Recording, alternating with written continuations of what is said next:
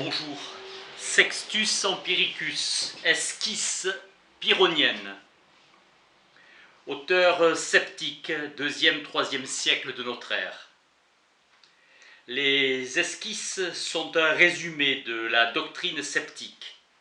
En logique et en morale, il s'oppose à Zénon ou à Chrysippe. Il est tombé dans l'oubli jusqu'au XVIe siècle.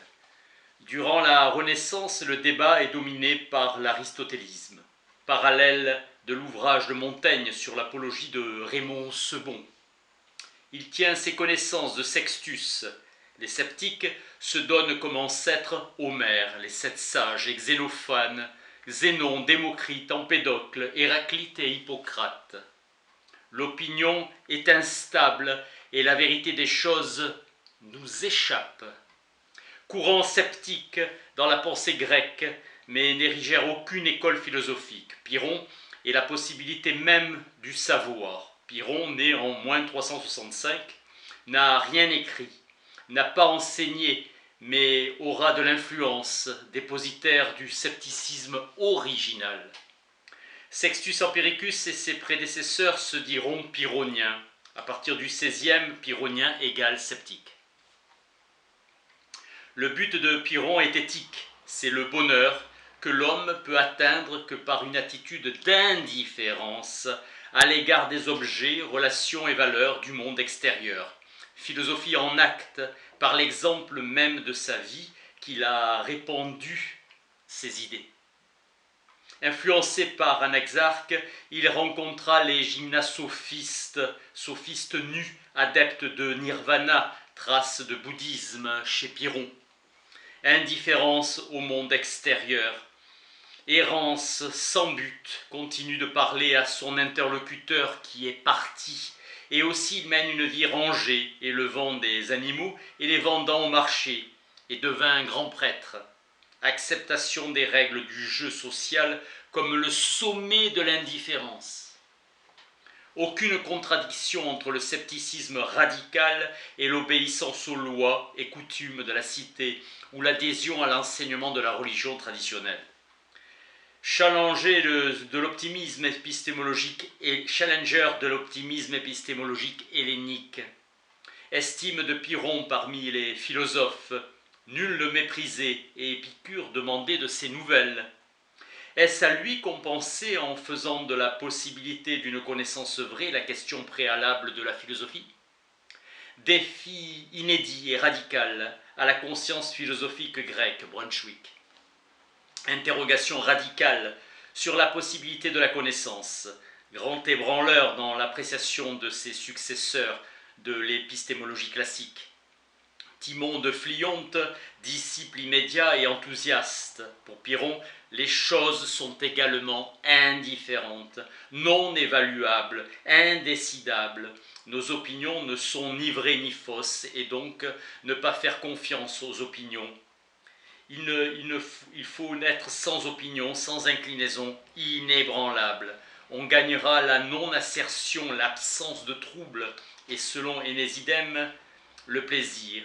Timon et Aristoclès de Mécène. Indifférente, adiaphora serait plutôt indifférenciée.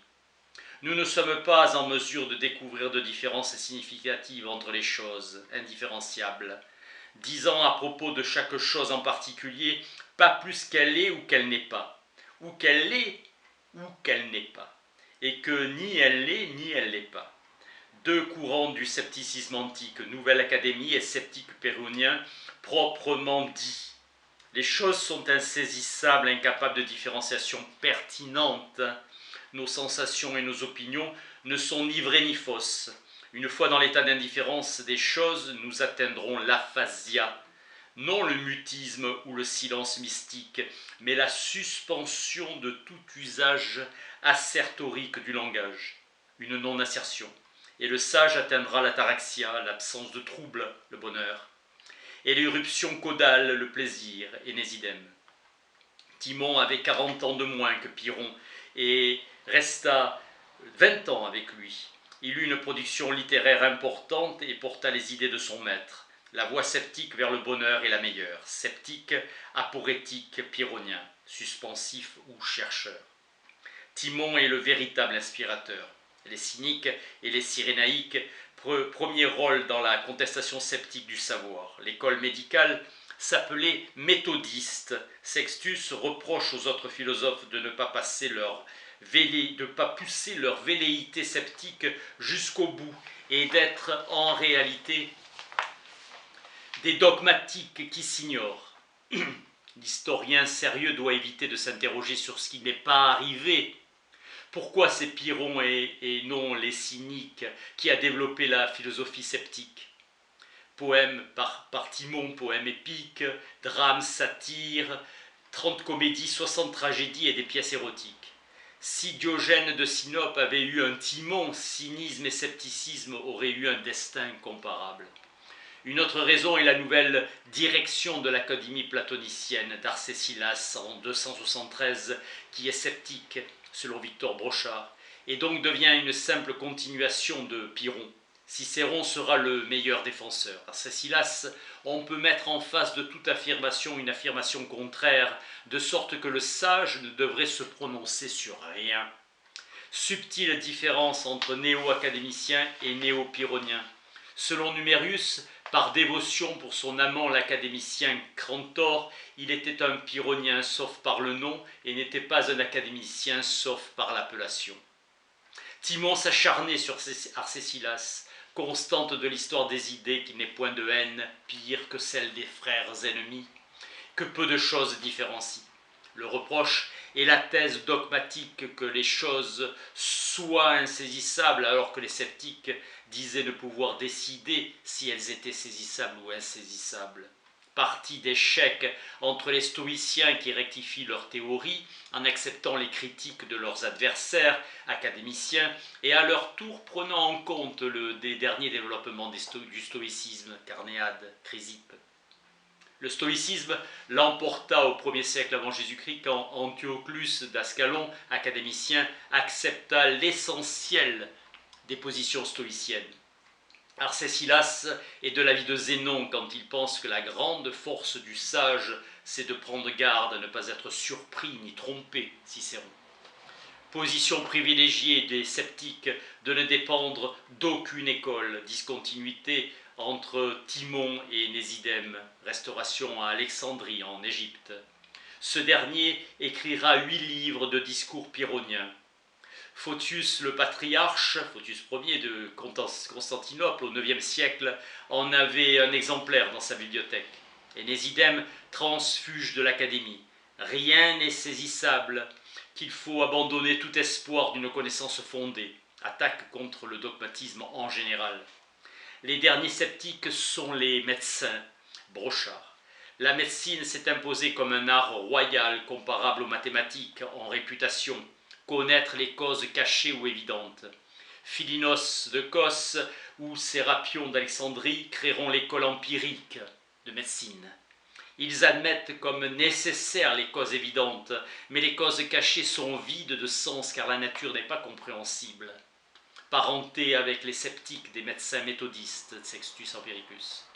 L'affection est d'elle-même indicative du traitement, la soif indique la boisson. On peut être sceptique et pratiquer, enseigner les arts. Pour Sextus Empiricus, le scepticisme est une manière de vivre. Un sceptique doute que les humains soient à même d'acquérir une connaissance adéquate du monde, perception, raison. Aporein, dubito, aporia, apori. Le fait de ne pas pouvoir se frayer un chemin vers quelque but du fait d'un obstacle insurmontable. Aporie égale embarras, perplexité, qui interdit toute décision. Le sceptique vivra sans opinion en menant une existence normale fondée sur l'observation des règles de la vie sociale ordinaire. Modération des affects dans les choses qui s'imposent à nous, loin de l'orgueil du sage stoïcien. Le scepticisme est une action de conduite ou de guide sa vie entière. Connexion entre la suspension de l'assentiment et le tranquille bonheur du sage. État d'indifférence de la tranquillité de l'âme, accompagné de la modération des affects, qui n'est autre que le bonheur. laisser espérer sans promettre, embrasser toutes les oppositions, le principe causal et l'espoir d'obtenir la tranquillité. Le sceptique ne dogmatise pas. Aucun assentiment aux choses obscures. La fin du sceptique, c'est la tranquillité, exempte de perturbations. Eudoxe de Cnide a écrit « Voyage autour du monde », l'expression « pas plus, rien de plus », laquelle des assertions donnait son assentiment « pas plus, rien de plus », laquelle « je suspends mon assentiment, je ne détermine rien, toutes choses sont déterminées, toutes choses sont indéterminées ». Insaisissable, à tout argument s'oppose un argument égal. Héraclite se prononce dogmatiquement sur beaucoup de choses obscures, alors que ce n'est pas le cas des sceptiques.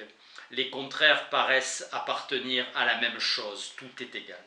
Je ne détermine rien, le sceptique rejette tout ce qui est affirmé. Dogmatiquement par Héraclite comme étant affirmé précipitamment. Je ne saisis rien, Démocrite infère que le miel est doux pour les uns et amer pour les autres.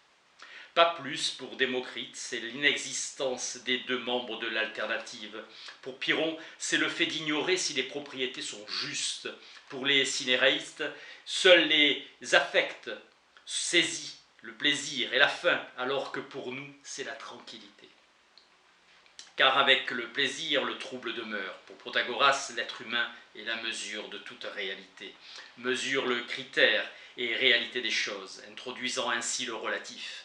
Il dogmatise et nous suspendons notre assentiment aux choses obscures. Platon était dogmatique comme adepte de l'exercice des affirmations des idées. Dogmatiser, c'est donner sa préférence à une impression plutôt qu'une autre. Les choses sont insaisissables, mais il se peut aussi qu'elles soient saisissables pour un sceptique. L'école méthodiste convient aux sceptiques car elle ne tombe pas dans la précipitation, mais suivent ce qui est apparent et qui semble profitable. Je ne détermine rien, je ne saisis rien. Pour le méthodiste, indication sans soutenir d'opinion. Affinité, il est vain de prendre en considération l'accord de la majorité. Le vrai est rare, et de ce fait, il est possible qu'une seule personne ne soit pas plus avisée que la majorité. Soit plus avisée que la majorité. Le critère par lequel les choses sont jugées est insaisissable. Le sens entre en conflit entre eux même quand ils sont dans un état naturel, leur désaccord indécidable. Il n'est pas vrai que le sens seul puisse juger des objets extérieurs. Nous ne sommes pas susceptibles de trouver une pensée plus vive que les autres. Doctrine suggérée par la seule source Sextus, le vrai diffère de la vérité, par la substance, par la constitution, par la puissance. Le vrai est incorporel, car c'est une proposition et un exprimable. Le vrai est simple, la vérité est constituée par la connaissance de beaucoup de choses vraies. La vérité tient à la science. La vérité est dans le seul sage, alors que le vrai est aussi dans le méchant, car il est possible que le méchant dise quelque chose de vrai. Nous dirigeons nos arguments que contre le vrai, rien n'est vrai par nature. Pour Diodore Chronos, les étangs sont composés d'atomes. Les sophistes célèbrent la dialectique distinguant les raisonnements vrais des faux, apportant ainsi l'aide aux incertitudes de la vie. L'école médicale méthodiste dit que les causes fondamentales des affections sont les communautés, c'est-à-dire l'état de contriction, l'état de relâchement ou mixte des deux. Un sophisme conduit au faux ou à l'absurdité. Le sceptique pourra croire dans les dieux, Pyrrhon était prêtre, mais cette croyance devra se passer d'une thèse ferme sur l'existence des dieux et le contenu de la notion de Dieu. Le Dieu stoïcien est immanent à l'univers. Les dieux épicuriens résident dans l'intermonde, donc le Dieu ne sera pas dit exercer une providence sur toute chose. Dieu est la cause la plus active. La cause est un corps qui cause à un autre corps quelque chose d'incorporel. La cause pour les sceptiques sera ce par quoi, étant actif, advient l'effet. Il est plausible que la cause existe. Caractère insaisissable des éléments et des principes matériels. Les uns disent, les stoïciens, que le temps est un intervalle du mouvement, du tout. En apparence, le temps existe. La mesure du mouvement est des repos pour Aristote. Le temps n'existe pas sans mouvement, ni non plus sans repos. Le passé et le futur n'existent pas, seul le présent existe. Les successeurs de Pythagore disent que les nombres sont des éléments de l'univers. La partie éthique de la philosophie s'occupe de la distinction entre les choses belles, mauvaises et indifférentes. Les stoïciens disent qu'un bien est ce qui est profitable, la vertu et l'action vertueuse, l'ami. Le bien suprême est la vertu. Épicure considère le plaisir comme le bien, l'indifférent est ce qui a ni impulsion ni répulsion. Il n'y a pas de bien par nature. Pour les péripatéticiens, il y a les biens de l'âme, les vertus, le corps, la santé, les biens extérieurs, les amis, la richesse.